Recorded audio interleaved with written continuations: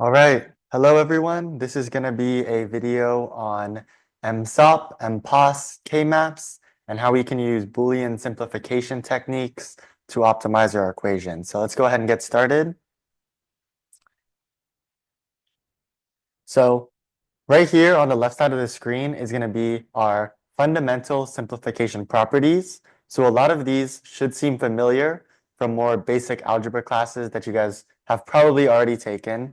So for example, the identity property right here, anything added to 0 is itself, anything multiplied by 1 is itself. And a lot of these are pretty intuitive and you should already know. So I will go over a complement. So for example, A or not A equals 1. So we'll go ahead and do a quick proof here. If A is 0, then not A is 1. And 0 or 1 is always equal to 1. And the same principle holds true for this AND format. Inverse, this is basically not A, which is A. That should make sense. Cumulative, you can basically switch the positions of the variables in both addition and multiplication. Associative has to do with these parentheses. It doesn't matter if you group B and C together or A and B together. Distributive should also be very intuitive from your math classes. You can distribute this A into the parentheses. So you get A and B or A and C. And then De Morgan's law is probably one you haven't heard of yet and is first introduced into this class.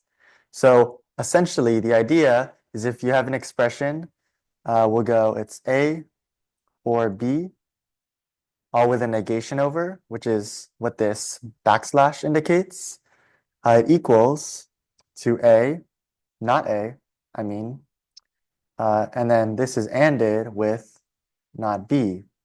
So the idea is basically if you add a big negation over this, you can distribute this negation to the A's and the B's and then flip this middle sign. So this negation over this entire term gets separated to each of the two terms, and this OR becomes an AND. And I'll actually take the time to do a quick truth table so we can see why this is true. So in this first expression, if we look at A, B, A or B, and then A or B, all negated. We'll do our counting order here.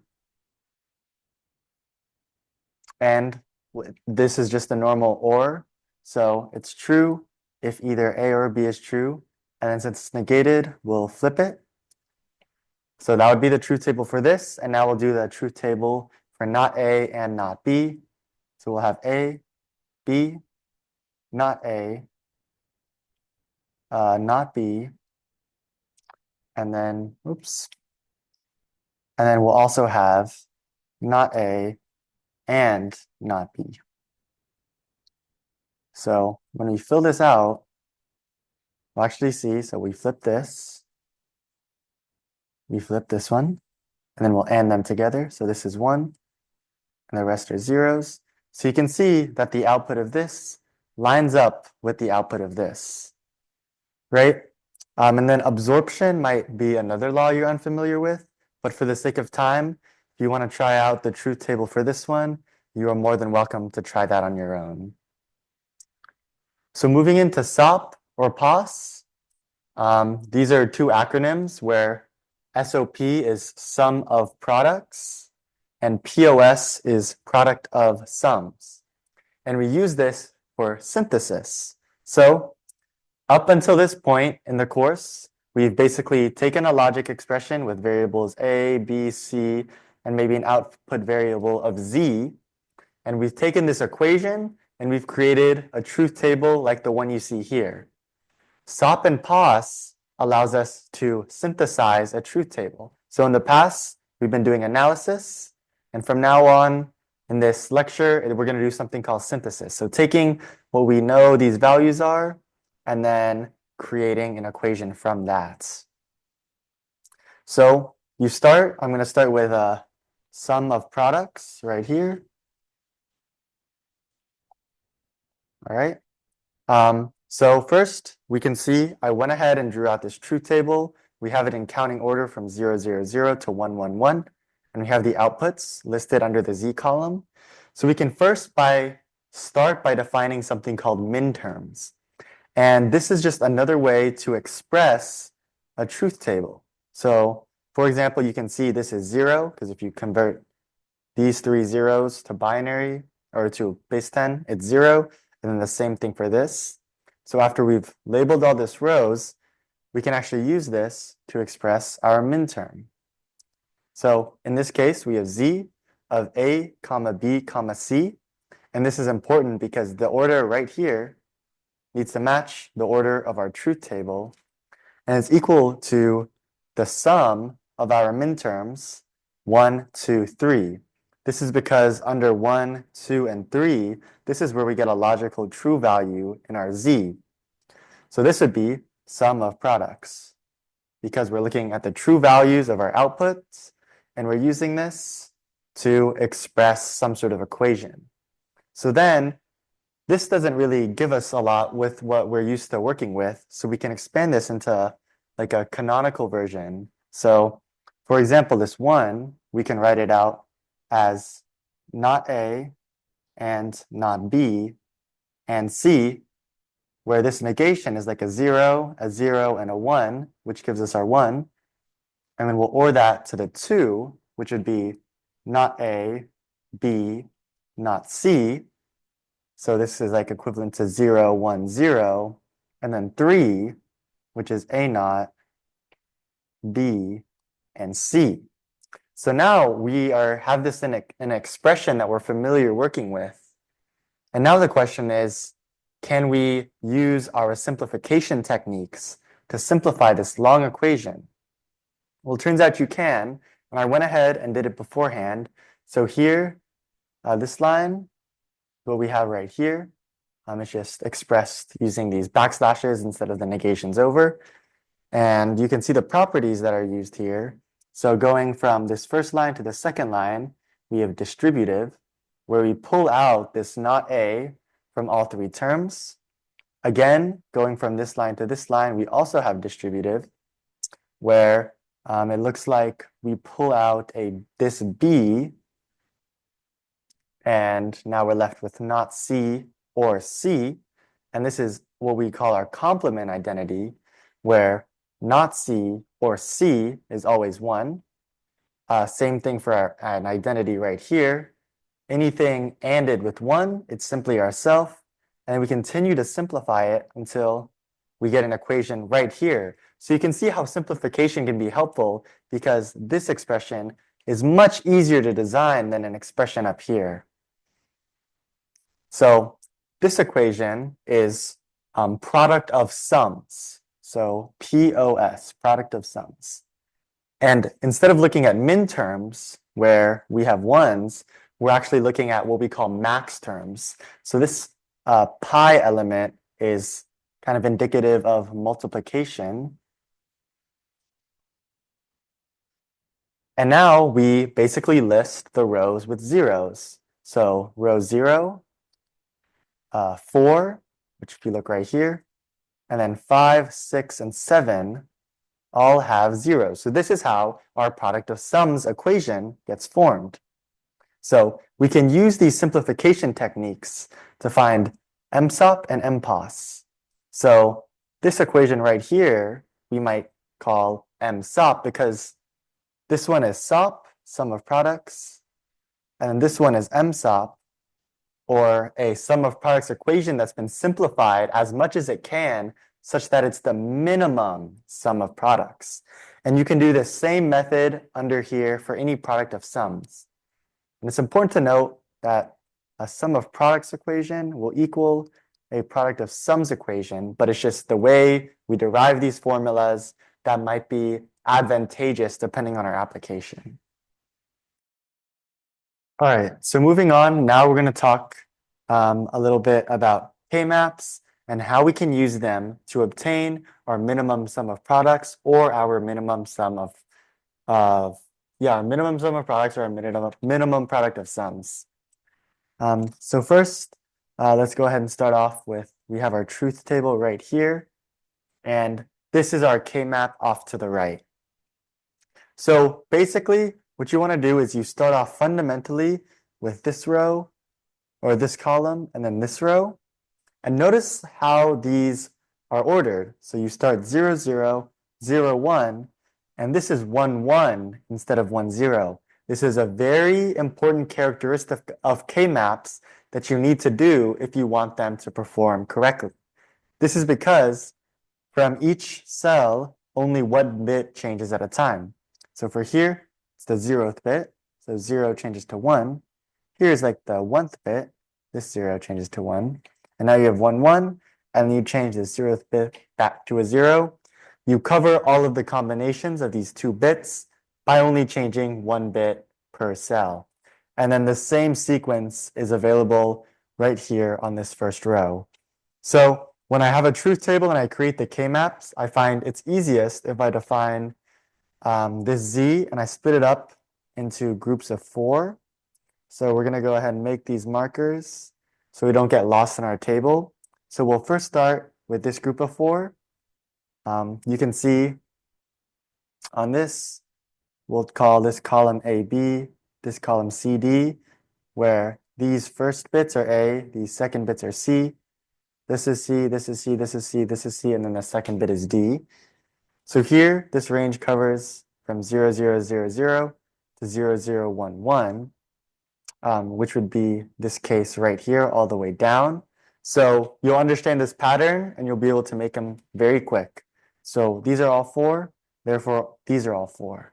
Next we'll move down, these are all 0, therefore these are all 0s. And now we're here in our third little section, and remember we'll have to take a look at this. We'll skip over 1, 1 to fulfill this 1, 0 AB.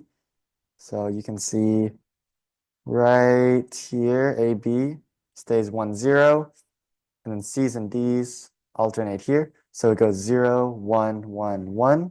So filling out, it goes 0, 1, 1, 1. And then this is because it's the same here, same pattern for all of these. So just remember, keep in mind when you fill these out that you're filling them out correctly, or else you will not obtain the correct answer. So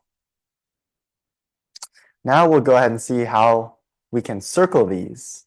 So here we're circling 1s. So 1s means we're looking for a sum of products, or SOP.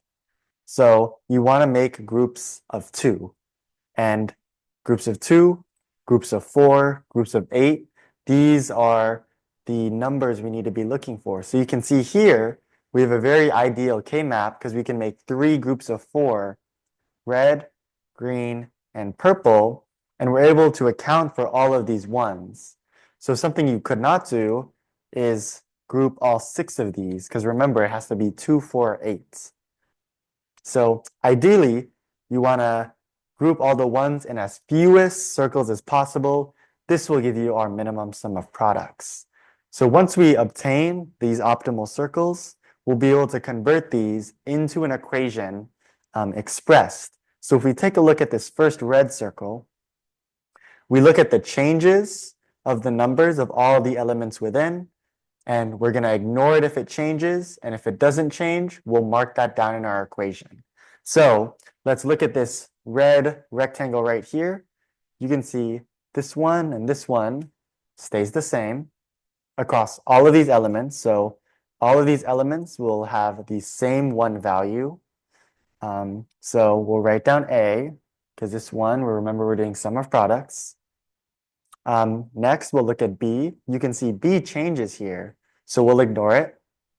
C is a 0 and a 1. It changes, so we'll ignore that. And then D stays a 1, so we feed the D, the 1 right here.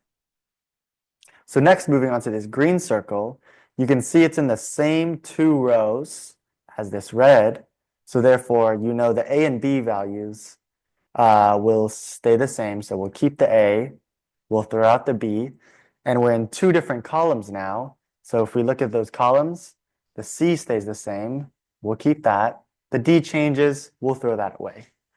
So lastly, now we'll look at this purple column, or purple row. You can see that it crosses all values of C and D, So we know every value of C and D will change eventually.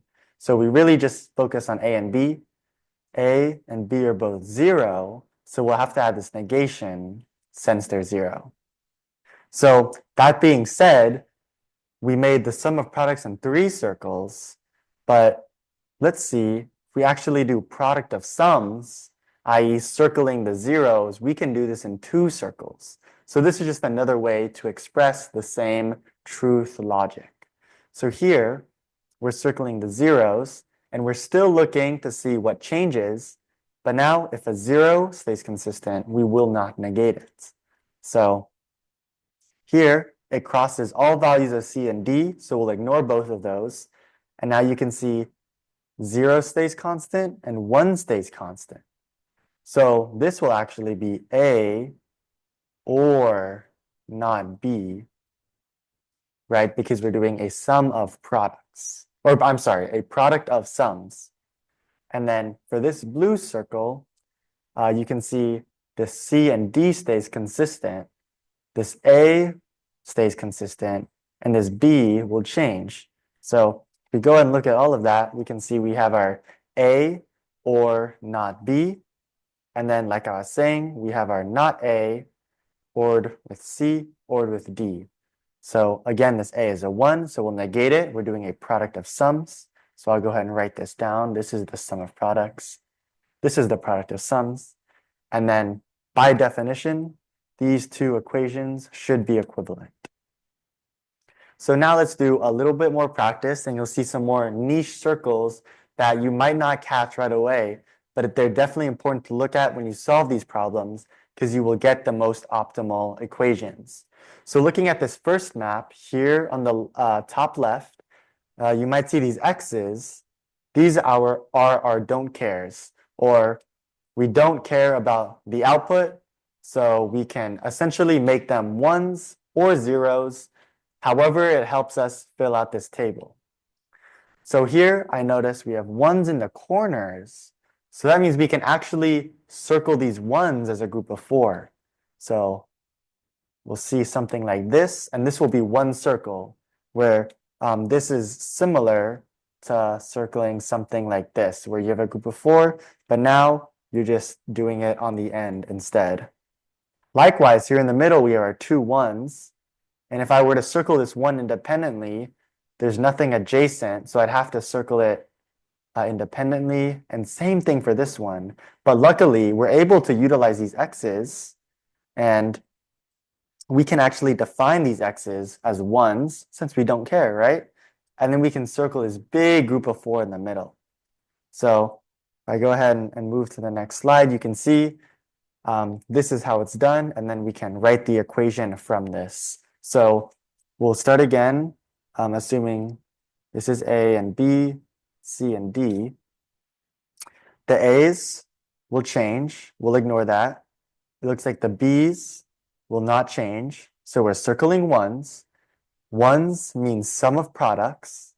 So the B will be B naught. C's from here to here changes, and D's looks like it stays as D's, and since we're doing sum of products, we'll end that with not D.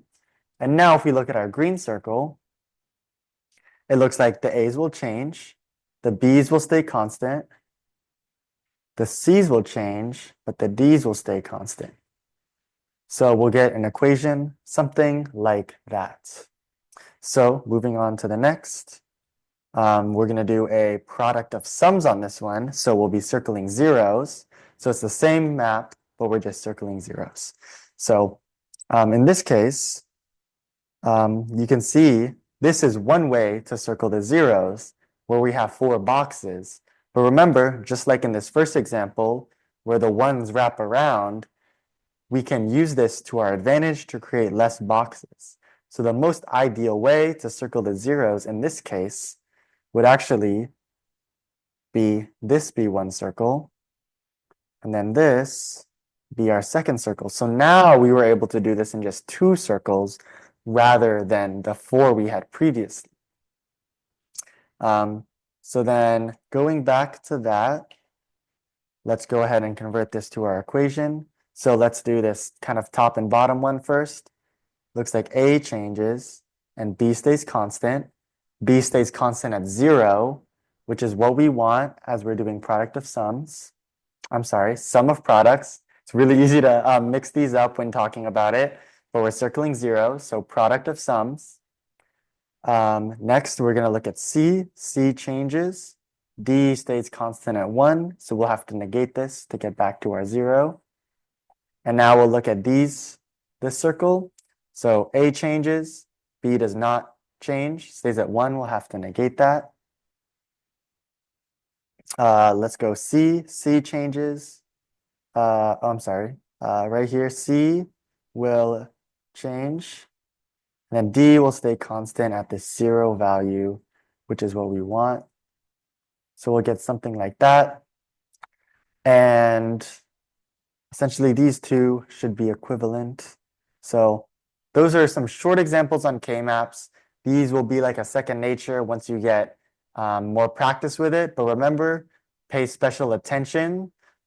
Make sure you count in this order, 0, 0, 0, 1, 1, 1, 1, 0. Make sure you're trying to get these biggest circles as possible and that to keep in mind these sneaky ones at the corners. So I'm going to end it there for today, but I hope you learned a little something.